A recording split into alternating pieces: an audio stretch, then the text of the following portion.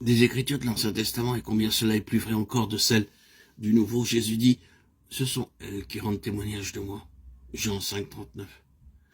Oui, la Bible tout entière nous parle de Jésus-Christ, le Rédempteur, celui en qui sont concentrées toutes nos espérances de vie éternelle. Depuis le récit de la création, car rien de ce qui a été fait n'a été fait sans lui, Jean 1, 3. À la promesse finale, je viens bientôt, Apocalypse 22, 12. Il nous est parlé de ses œuvres et nous entendons sa voix. Si vous voulez apprendre à connaître le Sauveur, étudiez les Saintes Écritures, remplissez votre cœur des paroles de Dieu. Elles sont l'eau vive qui étanchera votre soif ardente. Elles sont le pain vivant descendu du ciel. Voici la déclaration du Sauveur. Si vous ne mangez la chair du Fils de l'homme, et si vous ne buvez son sang, vous n'avez point de la vie en vous-même.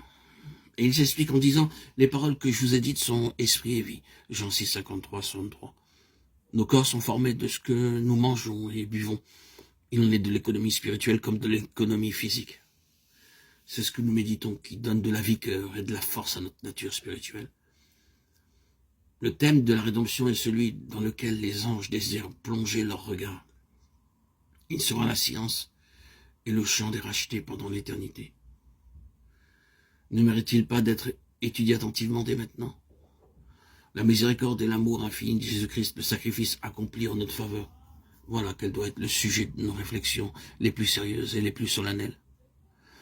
Il faut s'arrêter longuement sur le caractère de notre Rédempteur et intercesseur et méditer sur la mission de celui qui est venu sauver son peuple de ses péchés.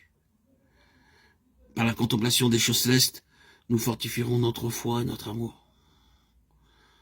Nos prières seront plus agréables à Dieu parce qu'elles seront de plus en plus inspirées par la foi et l'amour. Elles seront intelligentes et ferventes. Nous acquérons une confiance plus ferme en Jésus et nous ferons une expérience journalière et vivante de sa puissance pour sauver parfaitement ceux qui viennent à Dieu par lui. En méditant sur les perfections du Sauveur, nous sentirons naître en nous le désir d'être entièrement renouvelé et transformé à sa pure image. L'âme désirera ardemment ressembler à celui qu'elle adore. Plus nos pensées s'arrêteront sur Jésus-Christ, plus nous voudrons parler de lui, et mieux nous le représenterons aux yeux du monde. La Bible n'a pas été écrite pour les savants seulement. Elle a au contraire été écrite pour le peuple. Les grandes vérités fondamentales du salut y apparaissent aussi claires que le jour.